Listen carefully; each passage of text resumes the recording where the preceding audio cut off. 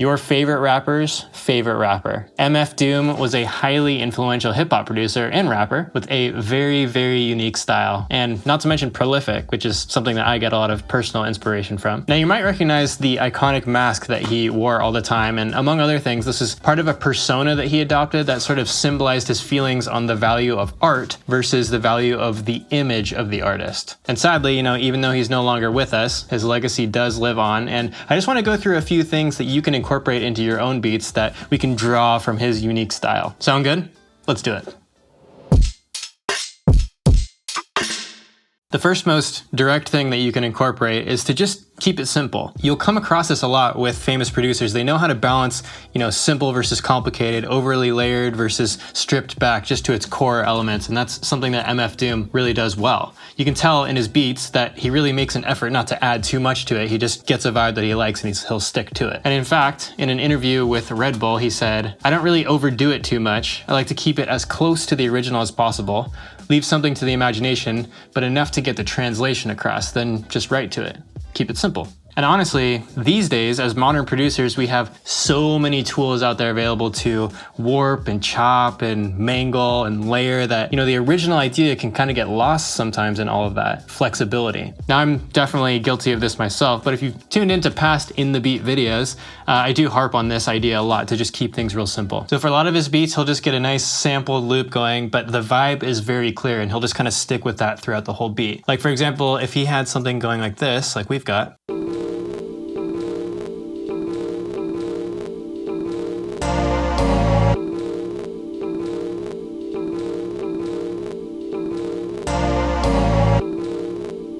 like, my first thought would be, how can we make this more interesting? How can we start chopping and doing a bunch of crazy stuff to it? But, sticking with his ethos, I'm just gonna leave it as it is. Then all we really need to do is just add some drums maybe, like this.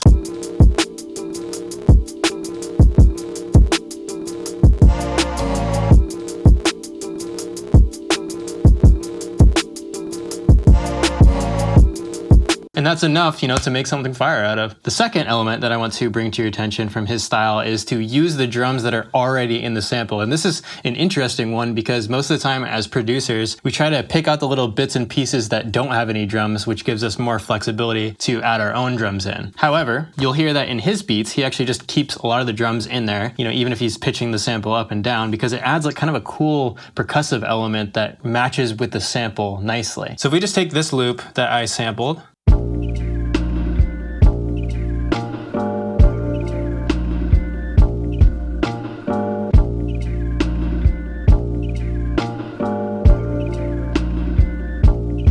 we're just gonna leave the loop as is, but we're also gonna leave those drums in there. I could have picked a different part, but it actually sounds really cool with the sample pitched down and the drums also pitched down as well. But actually, there are a lot of beats where he will add his own drums on top of the sample drums that are already in there. Like if we took our sample here with the drums in it and we just put a little groove on top, it adds kind of a nice, interesting texture on top of what's already there.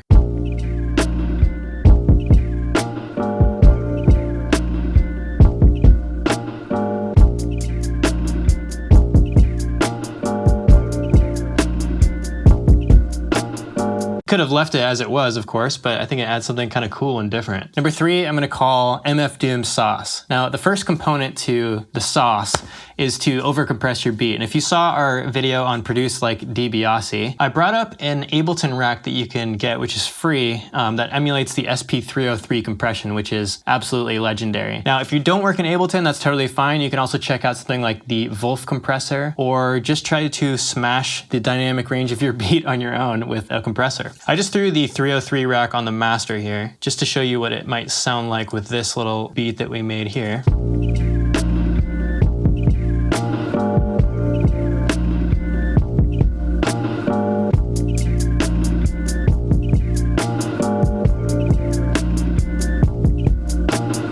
Definitely gives it a different feel, but I kind of like how it sounds, actually. The second component is a very easy and fun one to incorporate, and that's just to play in everything by hand. I'm talking your sample chops, I'm talking your drums, your bass, everything. Just to make it sound a bit more rough and raw. Now, I'm a big fan of playing in everything by hand because it kind of gives an imprint of your personality and your sense of rhythm into your tracks. It's really cool. The third component of the MF Doom sauce is to add in dialogue samples, and this could be in the intro, it could be in the outro, or like when you drop the beat out. He uses a lot of material from the 60s and the 70s, like old sci-fi films and cartoons, like the old animated Spider-Man, and just has little clips in there. And to him, actually, it helps tell the story of the beat or of the lyrics that he comes up with. Everything kind of supports that. One cool thing that you can do is type in public domain like sci-fi in YouTube and then scroll down until you find something that looks kind of interesting and just include a little bit of dialogue from something like that in your beat. So if I did that, then I might have something like this at the beginning of this beat. If a man is to survive out there in those uncharted seas of space,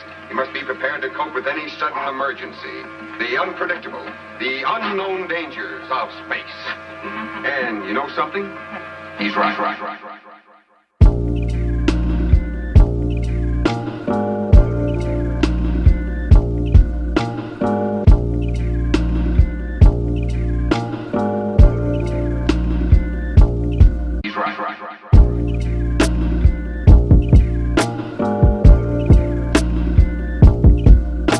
This beat already kind of sounds otherworldly to me, so I thought it would be kind of a cool thing to include anyway. So remember, just keep it simple and stick with the vibe that you like, because at the end of the day, it's the only thing that matters. Not what anybody else thinks, but what you think and what you like. And in the case of MF Doom, you can tell that he really espouses this idea, not just with the mask, but in his creations, his art as well. And I think that we should too. All right, we'll see you guys in the next video. Take care.